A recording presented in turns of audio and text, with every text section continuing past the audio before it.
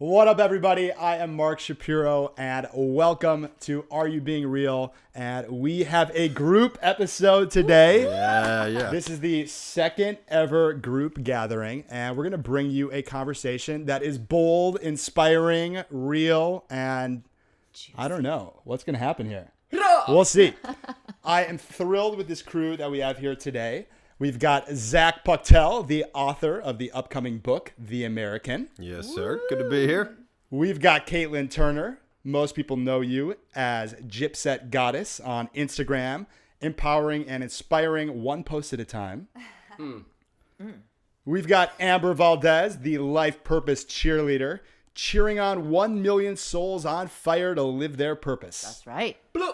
And we've got Preston Smiles, the author of Love Louder and the founder of Man Cave, a conscious man brotherhood. Let's get it. So in this here cowboy hat, we've got questions that everyone has submitted. Everyone submitted one question, and we are going to pick a question, and then we're all going to go around and answer it openly, honestly, authentically, vulnerably, truthfully, genuinely. Are you guys cool with that? That's bullshit. I'm not doing it. All right. I'll do it. Lies only. Lies all So around. what question? All right, we got this question here. The question is, what is the number one limiting belief that is not serving you? It's programming or a pattern that you're still up against and you're doing the work on to break through to accept or heal. So I think we all can guess who it is who came up with this question. The life purpose cheerleader, Amber Valdez. So Amber, why did you pick that question?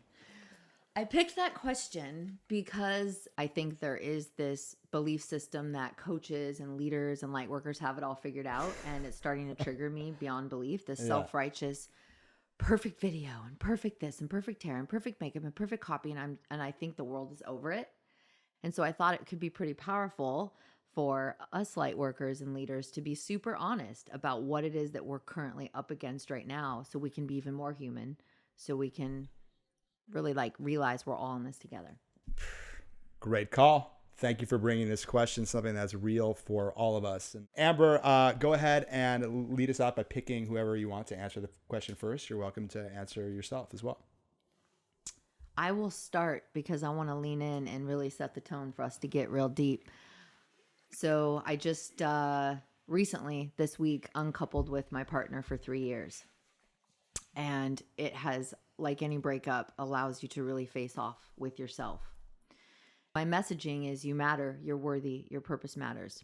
And lately, as in co-coaching one of Preston's masterminds and doing my own work with my students, I started to feel hypocrisy. I started to feel like I was out of integrity with my message.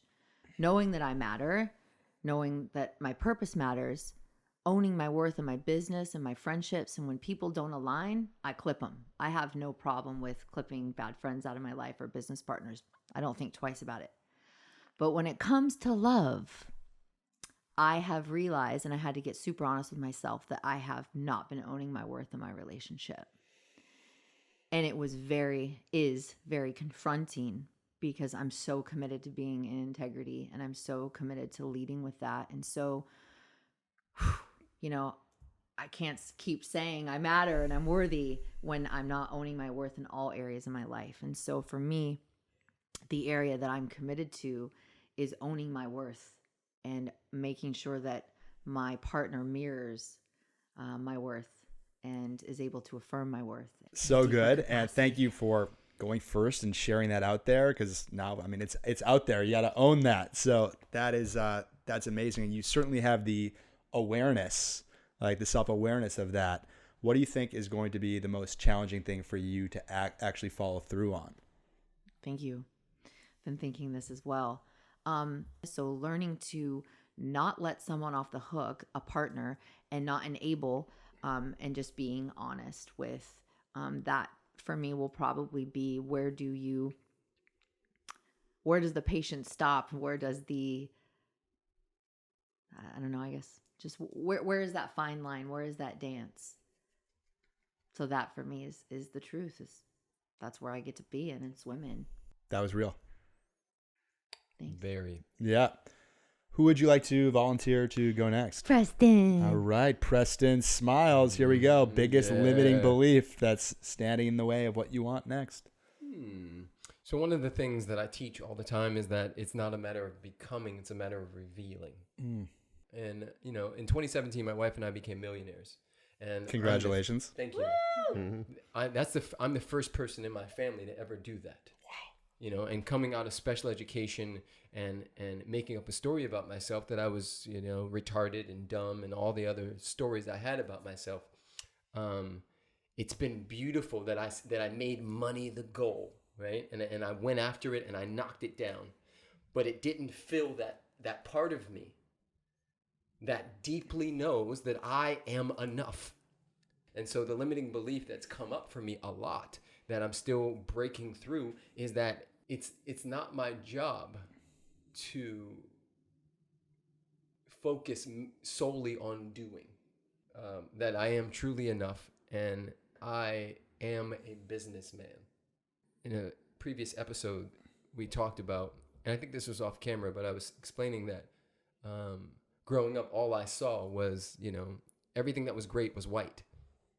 And, you know, every movie you can probably think of, you're going to find some white man in a business suit who's, you know, coming in and saving the day or riding in on that horse. And that programming goes super deep. And I think that's gotten in my way. And, you know, last year we spoke on stage with Grant Cardone and Jack Canfield and Ty Lopez and a bunch of other people, right? And like, I killed it last year. But before that particular speech, there was a story in my head going, nobody wants to hear your skinny black ass. Like, why are you even going out there? They came for these white guys in suits, not you. And when that story comes up, it's so interesting. And I think that's it, it's all a part of the same thing, which is me owning my worth and understanding that it's not about becoming, it's about revealing what is truly already here, and that is love. So good. And I think for anyone who's a, you know, big fan of Preston's or is just hearing you so powerfully share so just inspiringly, to think that that's something that you deal with and that's your biggest limiting belief, self-doubt. That's really inspiring. Thank you, sir. Appreciate it. I know I'm not alone because that's my biggest one, but I'll get into that in a second. So, Preston, Who would you like to go next? I would like to nominate the dog. I think the dog. Gertie. Gertie, what's your limiting belief? Yeah. What are you working Gertie, what's holding you Biggest down? fear. I'm gonna nominate the Atomic Blonde. Gypset, let's get it. Caitlin, what you got? Well, I think, growing up, I was always young for my grade because I skipped a grade. So I think for my entire life, for different reasons at different times, I felt like I don't belong. Like, first I didn't belong because I was too young. And then I switched to a private school with some of the wealthiest families in Michigan. And I actually thought my family was poor, totally didn't realize that we were wealthy too, because my perspective was off. So it was like, now I don't belong because I don't have enough money. And I think I've carried that with me into so many situations. And I became really good at belonging. Like, I could look like I had money if I needed to, or if I went into a group that all shared a certain hobby, I could speak knowledgeably about that hobby. And it turned into an imposter syndrome where I started to feel in almost every situation I would go into, like, if people find out who I really am, Yes. they're not going to love me and they're going to know that I don't belong. And so I'm still working through that one, but what I've found is that the more I think about which parts of me don't belong and just sort of honestly throw them in people's faces and just own those parts of me, the more they're reflected back to me with so much love. And I find that the very things that I think make me not belong are the things that make me vulnerable and make me accessible to people and make me belong more than any act ever could. So I'm just going to keep working on it by being my weird self. Do it. Yeah, let that freak flag fly. Let it. Yeah. Fly, fly, fly, fly, fly, fly, fly. That's the second time you've said weird. Do you know where weird comes from? Where? This is one of my favorite things. So, like, you know what the Kabbalah is, right? Mm-hmm. So Kabbalah is to Jew, as to weird is to Viking. Does that make sense? No way. So Not weird, Really? weird was like the mysticism of the Vikings. Wow. WYRD. And it slowly became this word weird. So actually when we're saying, oh, we're weird, we're like unique and magical. And so you're using it and I'm like, yeah, you are weird. Like you're super weird. I love that great. you're putting that positive connotation on it, because actually someone got mad at me the other day because I said like, oh, you're weird, and I totally meant it in a good way that way, and he said, well, weird has a negative context at all times. You should not call people weird. But I think weird can be beautiful. It's For what sure. makes us unique, and the things that make us unique are generally the things that make us most lovable. Agreed. Absolutely. Yeah. Yeah. Yeah, girl. Nice. Yeah. Do you feel complete, Caitlin? I do. So let's move over to Mr. Puchtel. Zachary. Yeah. I totally hear you, Caitlin, and what you're saying about like fitting in. Probably the biggest thing standing in my way is this, when I'm by myself and I'm in my place and I'm making my music and I'm singing or reading, whatever's going on, like I am divine, straight up. And I know that. And I know you guys are all too, so you can all, reflect this back. And it's really easy, right? With close friends, it's easy to share and to be and just to act and to show love and to really let ourselves go. But then all of a sudden we step out of our front door and it's like all of a sudden there's all these different projections coming at us. And it's like, how do we reconcile our own inner peace with the outer, and how do we feel at home? How do we feel like we're a part of something? And so what I'm really working on is creating community from within. Like for me, first and foremost, there are a bunch of amazing communities like all over California and the world, really. But what I'm finding is that unless I'm creating it for me and creating the personal relationships that actually resonate and create empowerment on both sides, then it's ultimately this like weird energy dynamic of one person wanting or in lack or in this power dynamic that doesn't exactly work. So what I'm doing is doing my best to listen to myself, build community from within, and really the challenge that's coming with that is all this like personal talk that goes on. And I read a Yoko Ono quote the other day, not to do two quotes, but two quotes. Yoko Ono was like, try not saying anything negative about yourself for 3 hours. Like try it, and then like try a day, and then like try a week and see how your life changes. And I started really listening closely, and I recognized that even though I might be sarcastic or like blah blah blah, you're not this or that, there are a lot of kind of like just little words that like really take me out of being present in moments. So what I'm working on is being present, being still, and by not changing myself no matter where I am, and just showing up 100 to public places as well as private spaces. Community within yourself. Yeah. Wow. Definitely never heard that concept before, and I really, really enjoy it. Thank you for your wisdom, Zach. And for me, because I love getting vulnerable, that's why I started this podcast in the first place. Shit, I don't even know what limiting belief to pick. I've got so many of them. Like I really could go in any direction. I definitely have self-doubt, and I think Preston touched upon that beautifully. I consistently look around the room, and even tonight I'm like, wow, these guys are like so much, they're so much smarter, so much well-spoken than I am. It's like nice that I get to hide out behind the moderator mic. But the limiting belief that I want to pick here tonight is that I'm a fighter. And actually this dates back to when I was entering into this world. I came out of my mom's womb all jaundiced. I was like literally fighting my way out of the womb. And it's something that I still do to this day. I constantly like live in this state of resistance, and I'm like fighting my way to love, fighting my way to success. And it's really fighting with myself.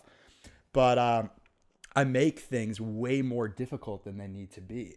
And I've recently got some amazing feedback, and Zach has given me this feedback many a times, and I've gotten it from several people. But they're like, Mark, we want to see the Mark that's like running around in this red cowboy hat and in his underwear, and who's just super free and joyful. Like that's the lovable, attractive Mark. Yeah. And I spend so much of my time working the 80-hour weeks feeling like I can work my way to the results that I want versus simply choosing to be it right now. And I think it comes from a lot of the things that we've been sharing about is speaking to myself in a loving voice and really operating like from a place of taking responsibility for the choices that I make and being proud of who I am.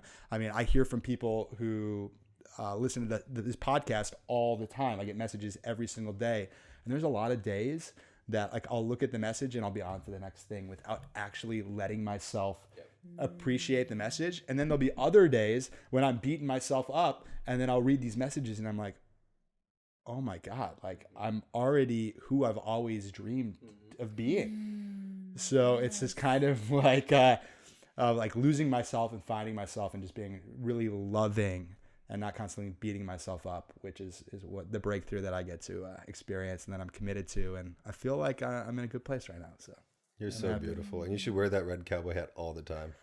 in my underwear. Yeah, especially in your underwear. Because that's like the authentic you, right? And we're talking about authenticity and what it is to be real. And I've known you for 25 years. I don't even know at this point, a long time. And the realest, most free I feel you is when you're dancing and you're open and you're out amongst people and you're smiling and you're sharing that energy of yours. And it really is, it's contagious for anyone who knows you. It's just like instantaneous connection and love. And is that a second? Beautifully said, Zach. Yeah, Preston. I just want to point out what's coming up for me right now is that you didn't actually share your limiting belief. Like sifting through, you started with teaching, and then you started to share, and then you went back to teaching. And then you acknowledged him for teaching, but I don't think we got your limiting belief. You started out by saying, nice, I great feel listening. you, but like that's two in a row where you started out teaching, and you're awesome and you're smart and it's clear that your dick is bigger than everybody's. But like if we're gonna call this you so much. I'm real.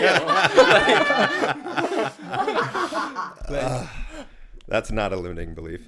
I know. I'm just kidding. It's not just limiting belief. It's a habit, a limiting belief, a programming, a deep-seated pattern. Like, what is that one thing, Zach? It's specifically. It's funny because I care a lot about people, and it's kind of opposite, Preston, of what you were talking about, but in the same vein, because you're like, people are like, oh, the skinny black dude, and I'm like, oh, the Jewish white dude. Like, who am I to have a voice for people? Who am I coming from like a somewhat privileged background to like claim I can speak for anyone? And like, so that's been a major roadblock for me. As like, I think I have maybe some answers or guidance for people, but the truth is I don't know shit. Like, real talk, I know that I don't know. And I certainly don't know, like, I barely know for myself, let alone for like anybody else. Yeah. And so I guess my major roadblock, I guess I feel as though I don't have other people's answers. And so a roadblock for me has been really getting solid with my own. Does that Powerful. Okay. Love it. Yeah. Mic drop. Nice. There we go. Well, cool. Which I want to just hone in that every single one of us, the underlying thing always comes back to self-worth. Mm-hmm. All of it. And I think that truly is a human's mission, is to how can I own all of me, accept all of me, and not try to compare, give myself permission to be all of me and just own my worth everywhere, every step, every breath. And I feel like that is the one thing all of us humans have in common, is that we just want to own our worth, feel worthy. By sharing ourselves, like everything, we allow other people to see themselves in us. And that's the way to unite. That's the way to best understand one another and to support each other. Yep. So, Amber, thank you for asking that question and allowing all of us to be real. We were just sitting back and listening, and that was just an awesome opportunity. So thank you. Beautiful.